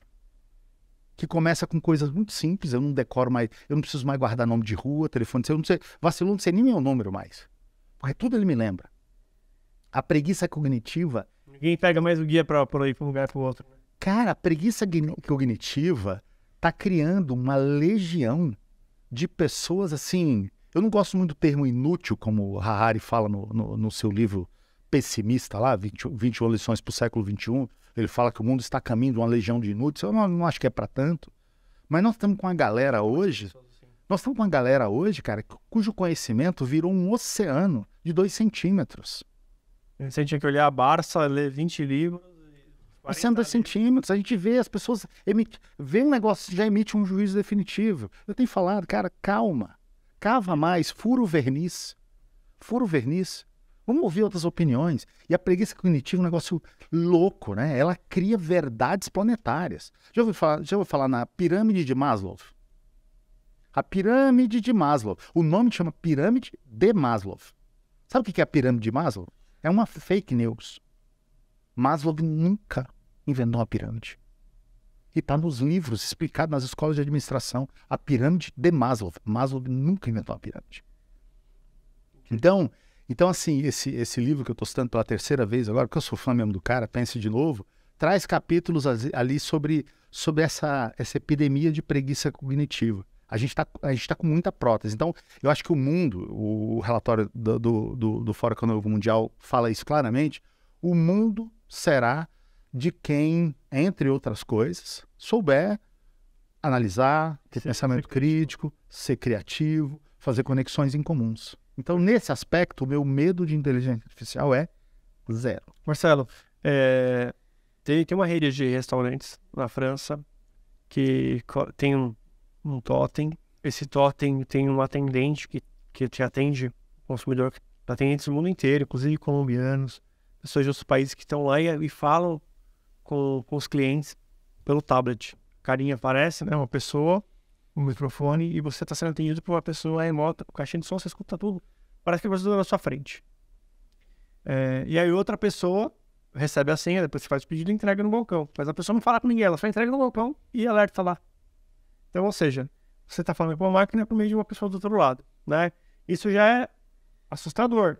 Teoricamente já é assustador. E quando você vê uma notícia que apareceu na semana passada, que um relógio do McDonald's, eu peço desculpa se eu tiver alguma coisa errada, mas eu li essa notícia, absolutamente inteira Autônomo. carros autônomos. Qual é o limite disso? Assim, é por isso que quando eu falo, será que um dia os robôs vão pagar imposto e a gente vai beber do que os robôs produzem, né? Porque é muito... Seu chefe vai ser o robô? Eu acho que ele vai errar menos. Eu diria o seguinte, tá? Até em linha com o que eu acabei de falar, quem quiser lacrar e formar um juízo aqui agora e fazer uma afirmação convicta que vai ser assim, corre o seríssimo risco de morder a língua. Quando a gente olha para a história da humanidade, a gente tem duas lições muito importantes. E não precisa ser profundo conhecedor de história. Primeira lição importante: o ser humano como um todo nunca criou um problema que ele próprio não resolveu, senão não estaríamos aqui. Primeira coisa. Verdade. Agora, algumas sociedades, quando eu falo sociedades, desapareceram. E desapareceram por quê? Porque, como diz aqui, eu vou citar segunda vez o nosso querido Emílio Karazai, ele fala o seguinte: uma empresa nunca pode ser maior do que a cabeça dos seus donos. Tem que parar para pensar nisso. É uma metáfora em relação a isso. Toda vez que o criador de alguma coisa deixa a sua cria atingir um nível de complexidade que ele não consegue lidar, as sociedades desaparecem. Então a complexidade de uma sociedade, ela tem que ter, e se for estudar profundamente o que aconteceu no Império Romano, a gente vai ver, chegou num nível de complexidade que não foi ruim, como várias outras. Agora... Era descentralizado, né? Exatamente. O era descentralizado. Exatamente. Chegou num nível de complexidade que não tinha governança. Não tinha governança, ruim, virou pó. Perfeito. Onde é que isso nos leva? Onde é que isso nos leva? Nós batemos agora, 15 de novembro de 2022, 8 bi de habitantes do planeta. Eu quero que alguém me responda. A quem interessa uma legião de pessoas na rua, sem emprego, passando fome, faminta, dispostas a fazer o que tiver que fazer para alimentar? A quem interessa isso? Então, eu sei que eu estou quase cruzando a fronteira da gestão para a filosofia, mas se a gente parar para pensar, o navio é um só. Se ele afundar, você pode estar na cabine de luxo. A academia... Imagina, como é que é a economia se ninguém consome, se ninguém gasta? Então, assim, cara, eu tive num fórum de direito recentemente, inovação na área jurídica, e veio uma colega brasileira, desembargadora, que está na Espanha lá, contando os bastidores da discussão lá sobre renda mínima. Né? Vários países da Europa discutindo renda mínima. Eu sei que tem gente contra. Aliás, tem um professor na escola, o Cássio Pantaleone, que escreveu um livro maravilhoso de humanismo digital, contra a renda mínima. Então, assim, eu acho que é um belo de um debate. Mas, em sã consciência, você acha que nós vamos deixar... Quando eu falo nós, somos todos nós. Não é uma entidade superior, não é uma pessoa de renome internacional como o Elon Musk, de vez em quando tem uns fóruzinhos que os caras se reuniram e tal. Vocês acham que nós, como sociedade, vamos deixar isso acontecer? Lógico, as fases de transição elas são duras. Vai ter desemprego? Vai ter. Agora, quem aqui aposta que nós vamos deixar essa fase de transição que está sendo dura e vai ser dura acabar com tudo? Explodir a bagaça toda e todo mundo ir para os ares. Quem? Eu, particularmente, não acredito. Sim. Você acredita que um dia vai chegar ao ponto, por exemplo, a gente falou da Nestlé. Olha só a reflexão. Que a Nestlé, que um robô inteligência artificial no data center, vai projetar um projeto de um produto, vai pensar no público-alvo, vai pensar no marketing, vai desenhar todo o projeto daquele produto novo, a fórmula, o que fazer, onde produzir, pelo que ele sabe que a Nestlé tem de Parque Fabril, vai mandar o projeto vai mandar a arte para as redes sociais, já vai mandar a produção para a fábrica XPTO1, número 1, vai produzir, já vai estar pronto um caminhão autônomo que vai pegar aquele produto, vai distribuir pelo Brasil e vai estar na prateleira do mercado absolutamente. Você acha que um dia, eu não digo agora, acho que eu estou aqui indo no extremo, você acha que daqui a 500 anos, 200 anos, você acha que isso vai acontecer? Vai, não, é bem antes disso, vai. Vai. Agora, esse é o ponto, né? Quando você vai... Mas você deve ter que perguntar, sabe isso aqui foi o robô que fez? Vai na loja, moça, isso aqui foi o robô que fez. Moça, vamos ver. O robô que fez. Vai e não vai demorar tanto. Agora, o ponto é o seguinte, né? Tá no livro do Cássio lá, na aula de humanismo digital. Assim, a inteligência artificial, a tecnologia, ela não tem consciência, ela não tem empatia. Tem coisas que são humanas, que pode ser aí, fazer a afirmação para daqui a 500 anos, aí nesse horizonte. Mas, cara, consciência. O que é consciência? Empatia, colaboração. Você já imaginou hoje a Siri com um problema para resolver, ela não consegue resolver, aí ela pega o telefone, liga para Alexa e fala, Alexa, eu tô com um problema aqui, vamos montar um squad. Liga pro ChatGPT. Liga pro ChatGPT e eles vão... Sabe, nós estamos muito longe, tio. Nós estamos muito longe. Muito longe. É engraçado. Não, isso aí vai ser piada de stand-up. Cara. Sabe, já pensou um negócio desse? Não. Então, assim, tem algumas coisas que são humanas. São humanas. A consciência. Aliás, tem uma galera estudando o que é a consciência, né? Porque essa dúvida persiste. Será que um dia a máquina vai ter consciência? Eu não sei, cara. Eu acho que algumas gerações pela frente nós não vamos ver nem essa chapa esquentar um pouquinho, quanto menos pegar fogo. Já é um privilégio grandíssimo estar vivendo nessa época de transformação. Vendo todas as coisas acontecerem. Você pensou isso há 10, 20 anos atrás? Eu ia fazer uma provocação. Qual o problema do mundo você acha que a gente vai conseguir resolver nos próximos 10 anos? Assim, um problema grave do mundo que você acha que vai resolver com essa tecnologia?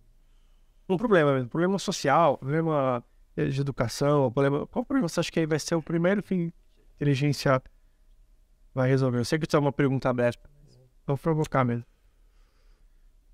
Cara, a tecnologia já tem resolvido muitos problemas, né? Muitos problemas. Eu acho que o mais fantástico de todos, se a gente pegar assim, não tem coisa mais preciosa do que a vida, né? Não tem nada mais precioso do que a vida. Você veja que em 1800, na primeira Revolução Industrial, arredondando, nós vivíamos 30 anos. E a renda per capita do planeta era de $400 por ano. Não tinha desigualdade social em 1800. Se a gente for pegar o conceito de desigualdade social, não existia. Era todo mundo pobre e todo mundo vivia pouco. A não ser que você fosse um felizato que nascesse lá no Castelo do Rei. Mas todo mundo pobre e vivia pouco. Perfeito. 220 anos depois, arredondando, nós estamos com 220 anos de era industrial. O que a gente fez? A gente dobrou a expectativa de vida. Mais do que dobrou. Tem país com expectativa de vida de 80 anos. Uns ficaram para trás, ficaram. Tem país ainda com 40, 41, 42. Alguns países africanos. Mas enfim. Sim. Mas é o seguinte. De novo, para fazer esse tipo de análise, tem que deixar a emoção de lado. Senão você não chega a conclusão nenhuma. O fato é o seguinte. A era industrial e o capitalismo nos trouxeram 220 anos depois com a expectativa de vida dobrada e a renda aumentada em 10 vezes. Vírgula, alguns ficaram para trás, ficaram. Surgiu o conceito de desigualdade social. Perfeito. Mas muita coisa aconteceu. 7 órgãos do corpo humano hoje podem ser transplantados depois que uma pessoa morre para salvar a vida de outra. 7. O que fez isso? A ciência. A física, a química, a matemática, a biologia. Foi isso. Então, assim, alguém dizer hoje que o mundo... eu sempre falo, o cara mais inteligente do mundo foi o Einstein. Acho que a aula mais importante que todo mundo tinha que ter na vida é que assim, nada na vida é absoluto, nada é absoluto, cara. Não existe alto ou baixo, não existe pobre ou rico, não existe gordo ou magro, depende com que você compara. Eu tenho 1,85 m, para a média dos brasileiros eu sou alto, eu numa quadra de NBA eu sou um anão, depende do que você compara. Então você tem problema para resolver? Tem um monte de problema para resolver, mas cara, pelo amor de Deus. A gente tem, assim, mudou muito, né? Na década de 90 a gente não tinha a quantidade de alimentos que a gente tem hoje, né? Era tudo mais escasso, né? Hoje tem alimentação. Mas é lógico que essa evolução, ela pode ter menor qualidade, mas tem comida para todo mundo.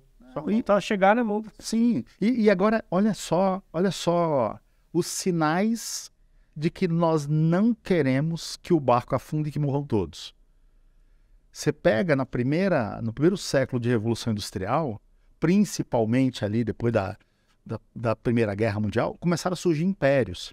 Cara, teve famílias, Matarazzo aqui no Brasil, Rockefeller nos Estados Unidos, que acumularam tanto, que 30 gerações para frente foram ricas, milionárias, sem precisar trabalhar. O que a gente vê de 2 décadas para cá? Um nível de consciência, não estou generalizando, para ninguém olhar e dizer, esse cara está vendo um mundo de conto de fada. Não é um mundo de conto de fada.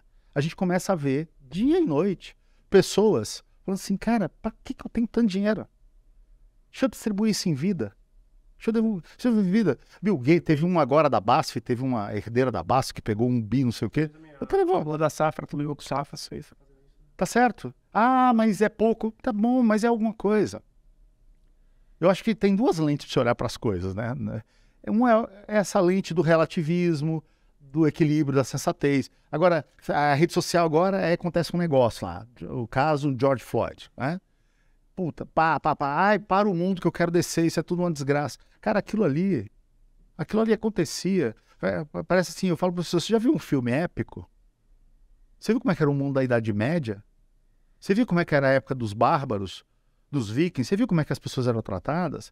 Lógico, depende do que você comparar, o mundo está um horror. Dependendo do que você comparar, nós estamos num processo de evolução. Nunca é na velocidade, na intensidade que a gente gostaria que fosse. Isso é inegável. Mas dizer que nós estamos andando para trás, que isso aqui vai explodir, que vai acabar tudo, desculpa, eu acho que é uma visão assim, de quem está olhando só o verniz. Tem uma coisa interessante que quem acompanha a história diz sempre que a história se repete. E se você olhar historicamente, você tem elementos do comportamento humano que não mudam. Talvez um dia a guerra vai ser de lá mesmo. Vai ser já de um país brigando com outros países, enfim, de algum jeito vai ser computadores brigando. Mas, por dar exemplo agora da guerra, não vou aqui fazer juízo de valor de quem tem razão ou não, todo mundo tem a sua opinião formada em casa. Mas quando você olha a história da Segunda Guerra Mundial, por exemplo, você percebe que não foi um conflito só, ou uma disputa de território. Aconteceu um episódio e outros países do mundo que também estavam com a mesma vontade ou a mesma disposição de disputar alguma coisa, disputaram ao mesmo tempo. Foi um gatilho.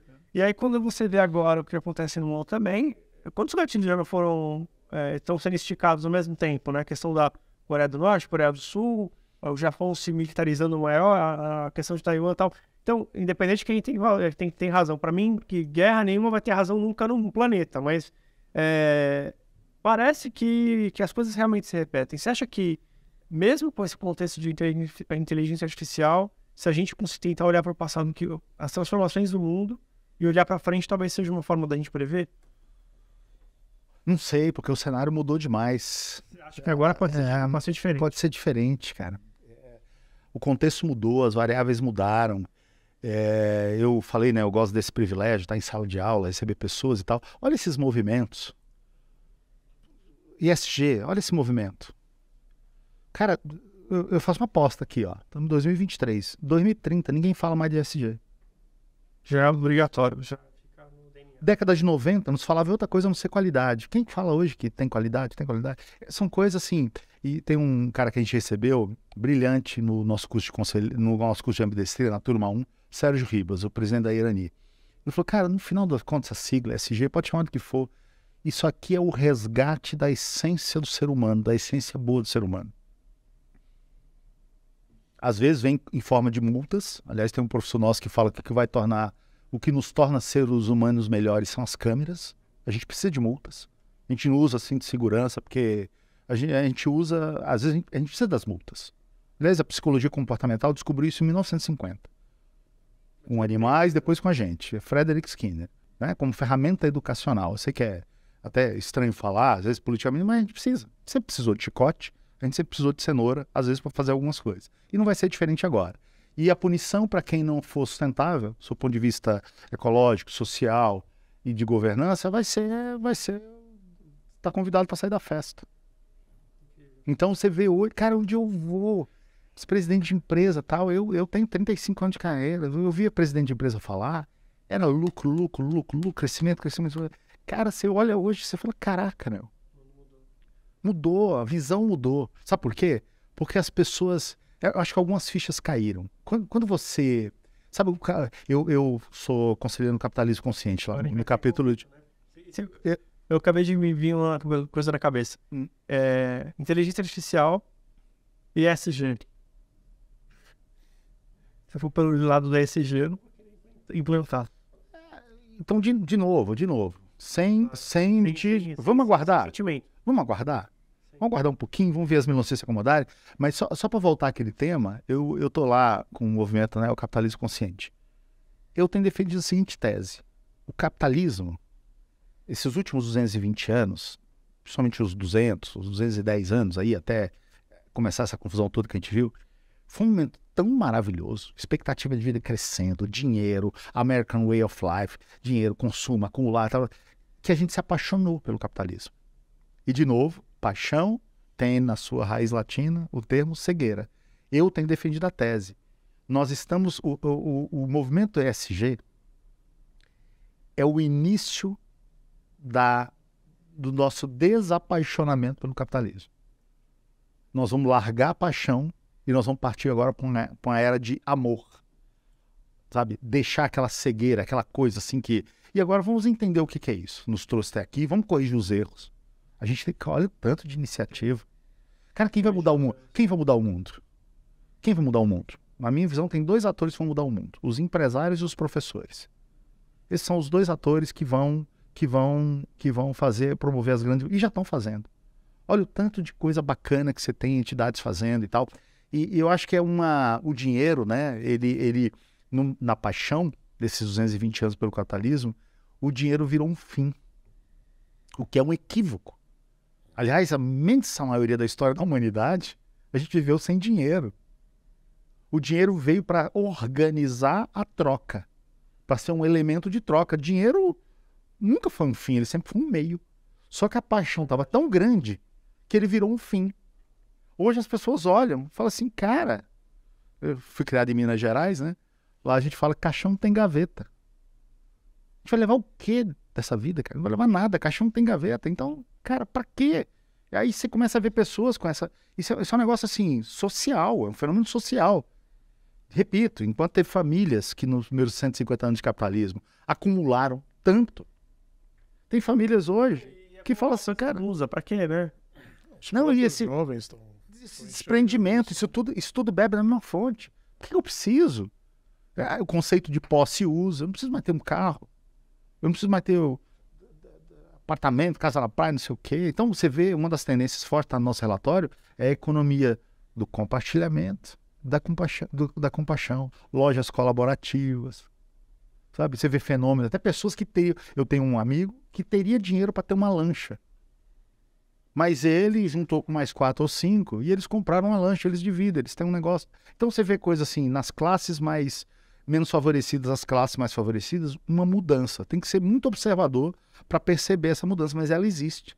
O nível de consciência sobre o que significa o dinheiro está mudando. Então eu sou, qualquer fórum que você me levar, eu sou um eterno otimista. Eu estou maravilhado com tudo que está acontecendo.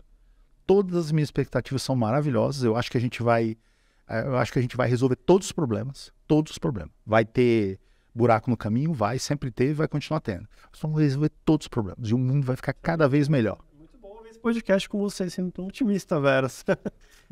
Tô contente, né? Porque é muito legal, muito legal.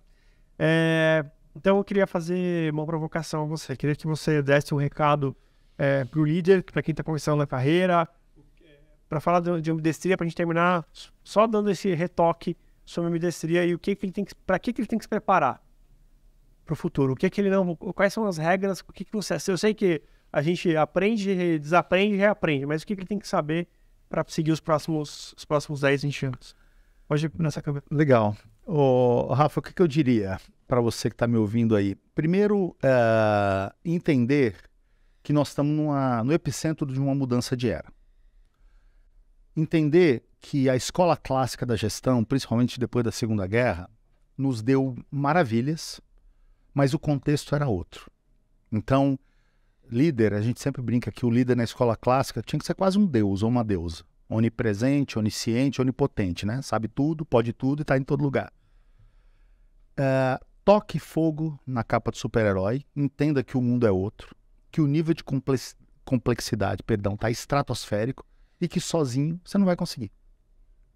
Lembre sempre, lê um pouquinho sobre esse... na Wikipedia, lê um pouquinho sobre o Pierre Levy, o cara cunhou o termo inteligência coletiva. Ninguém sabe tudo, todos sabem um pouco. Nunca antes, como eu defendo na minha tese da liderança educadora, nunca antes foi tão importante ativar a inteligência coletiva. Assumir a sua vulnerabilidade, encarar a vulnerabilidade como uma coisa humana, tocar fogo, repito, na capa do super-herói. Só para vocês terem uma ideia, nos últimos 3... A Câmara Americana tem um evento anual, que é o maior evento para líderes, chama CEO Forum. Dos últimos 3, 2 foram sobre vulnerabilidade. Então, assim, toque fogo na capa do super-herói, entenda que o nível de complexidade está num estágio tal que sozinho a gente não vai conseguir. E, como eu defendo aqui no Líder Educador, se o meu resultado como líder, ele vem através das pessoas, e eu quero resultados melhores, o que eu tenho que fazer com as pessoas? Torná-las melhores. Por isso que eu defendo aqui a tese da fusão da gestão com a educação. Qual é a profissão que pega alguém aqui, né? Aliás, na etimologia da palavra educação tem o termo ducere, que é duto. A educação é um duto onde você entra e sai dali melhor do que entrou.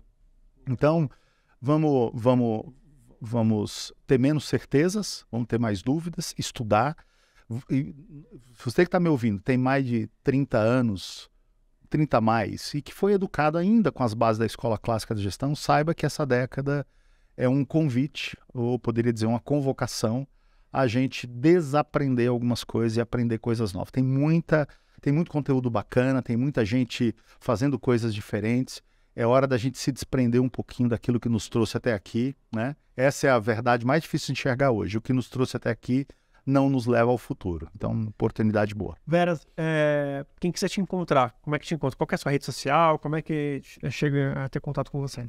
Legal, eu tô no LinkedIn, Marcelo Veras, tô no Instagram, Marcelo Veras, tô no Facebook, Marcelo Veras. É só digitar lá.